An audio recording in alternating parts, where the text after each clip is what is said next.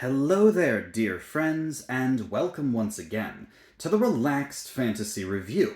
Today, we're going to be having a look at an Artificer subclass. Artificers are the strange 13th class that exists in D&D that not a whole lot of people have played, and it's only because the class isn't in the player's handbook. It's only in Tasha's Cauldron and the Eberron book.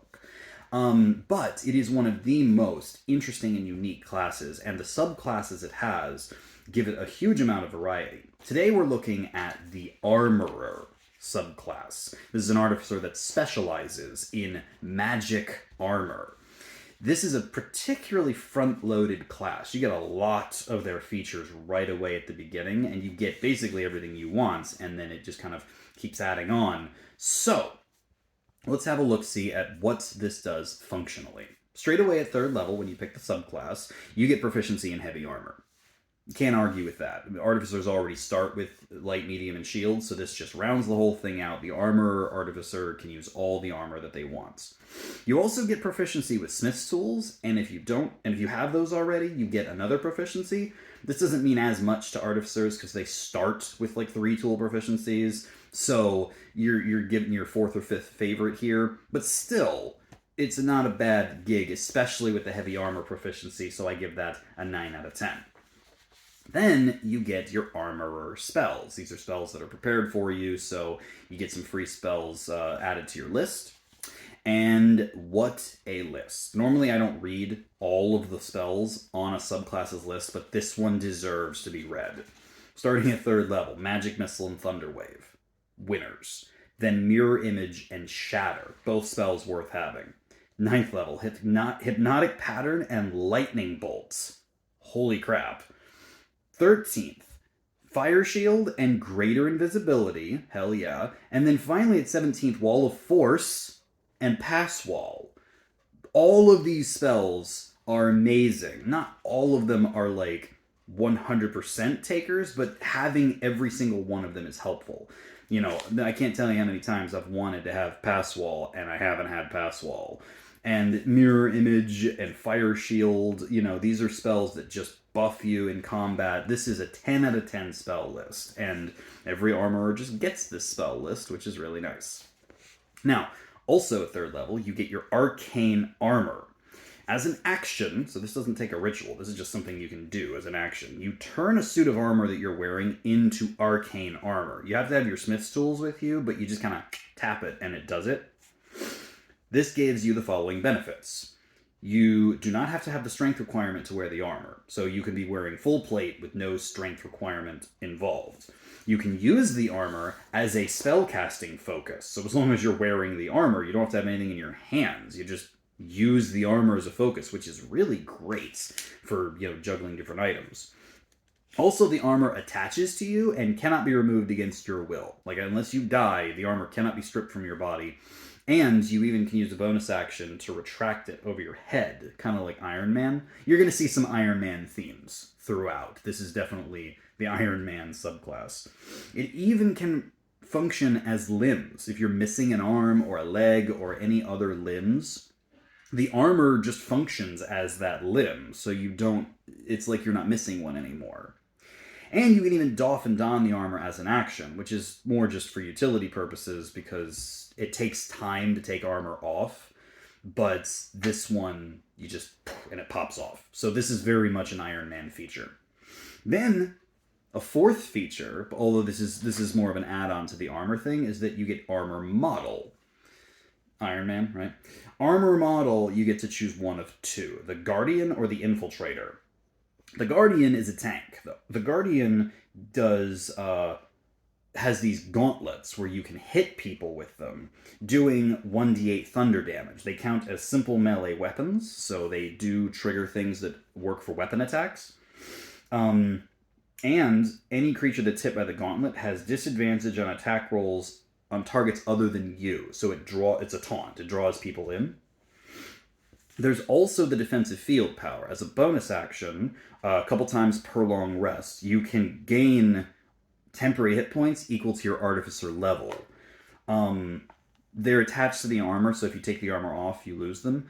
But as you go up in levels, this is just temporary hit points you can add at basically at will a few times per day. So proficiency bonus times per day. So when your proficiency bonus is 3 or 4 and you're a level 8 or 10 artificer, that's 30, 40 hit points that you just got that you can just give yourself as a bonus action.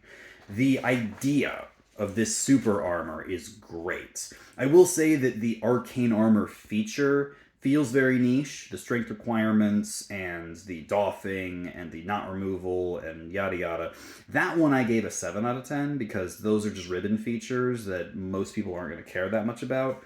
But the armor model one is the key one. The infiltrator one is the other model you can have. You get a lightning launcher, either from your fists or from your chest. You can fire a simple ranged weapon. It's got a range of 90 feet, long range of 300. Deals 1d6 lightning damage. And once per turn, you can deal an additional 1d6 lightning damage. So it's 2d6 for one attack, and then if you have multiple attacks, then it's a 1d6 thereafter. But the Infiltrator also increases your walking speed by 5 feet, which is great. And you have advantage on stealth checks. Always. It has this thing called Dampening Field, so it kind of is like a stealth armor.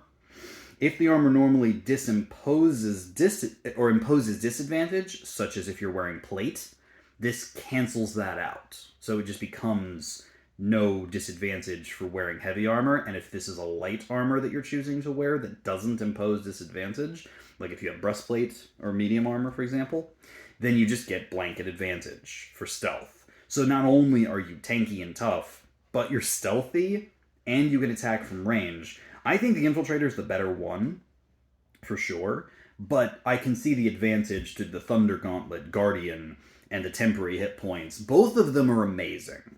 But this isn't even the best feature of the armor model.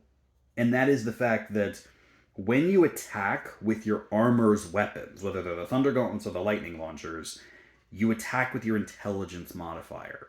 This is very, very similar to the Hexblade Warlock attacking with their charisma modifier. And this is a huge change. You don't use your strength or your dex. You can just dump both of those. In fact, if you're wearing heavy armor, since this heavy armor doesn't require a strength requirement, you can dump strength and dex. You attack with your intelligence, and the armor is set in its amount. So, yeah. This is 10 out of 10, and is honestly, one of these days, I want to figure out how to combine this with a Blade Singer so that you can just dump strength and dex and just use intelligence for everything. Although Blade Singers can only wear light armor and they can only attack with one-handed weapons, but I'm sure there's a play here. Either way, the armor model is very easily the best feature of the Artificer subclasses and deserves a 10 out of 10 and more. And we talked about that for a while, but that really is the front-loaded part of the armorer's whole thing. At level 5, for example, they get extra attack. Very simple, and obviously sets them up as a combatant. This is something the martial classes also get at level 5. So, yeah, extra attack is nice, and I give it a 9 out of 10. Then you have armor modifications. This allows you to enchant different parts of your armor. Normally, a set of armor counts as one object for the sake of Artificer infusions, with the exception of a shield. But this time, your armor counts as 4 pieces. The chest piece, the boots, the helmets, and the weapons. Each one can get its own infusion. And you get 2 extra infusions compared to like the normal list of infusions you get, as long as that infusions are put on your armor. So at this point, you get 4 infusions as a normal Artificer. These guys get 6, but 2 of them have to go on their armor. That doesn't mean the other 4 have to. Like, you could spend 2 on your armor and then 4 on other stuff, and you're fine. But getting the extra infusions, this is another 9 out of 10 thing. Infusions really can make or break a party. When you have an Artificer in them, it makes a big difference. Now, the final thing you get at 15th level is an upgrade to each of your armor types, depending on what you pick. As a Guardian armor, you can pull a creature that is huge or smaller, so most creatures in the game, 30 feet towards you as a reaction. It has a strength save, but you can pull them 30 feet, which is a lot of force movement, and you can also attack them as part of that same reaction. You can do this a few times per long rest, and it's a really, really nice force movement. The Infiltrator, on the other hand, every time they attack someone with a lightning launcher, they get marked. They glimmer with magic light. First of all, if they attack anyone other than you, they have disadvantage. So this kind of mirrors what the Guardian does, but, it's a little later. Also, the next roll against the creature has advantage, and if it hits, they take an extra bit of lightning damage. So it just makes the lightning launcher way better. And yeah, it's a 15th level feature, but force movement or, handing out disadvantage as an infiltrator as well, especially when you've got that kind of range. Like, basically, you hit someone at range, 90 feet or more, and they now have to attack you, or they attack with disadvantage. That's fantastic. And the Guardian pull is one of the biggest amount of force movements I've seen in the entire game. Overall, the Perfected Armor, I give a 9 out of 10. And I give the Armorer a 9 out of 10. Honestly, they probably would have gotten like a 10 out of 10 just based on their armor. That arcane armor and armor model features really sell the entire gig of this armor, and everything that comes afterwards, while good, doesn't quite match that initial push. Like, I'm enticed to take 3 levels of Artificer just to get this, and then go somewhere else, because yeah, extra attack is nice, and getting extra infusions is cool, but this is the best Artificer for a dip. A 3-level dip into armor is absolutely worth it for any intelligence-based character, which I guess would be a wizard. But anyone who uses heavy armor could benefit from this, and anyone who wants to use heavy armor could benefit from this. It's just such a powerful buff to you as a creature, and it is definitely the 9 out of 10 range as a whole for this subclass. This has been the Relaxed Fantasy Review. If you enjoyed the video, please like and subscribe down below, and keep your eyes peeled for more subclass reviews coming down the line soon. Have a good one, my friends.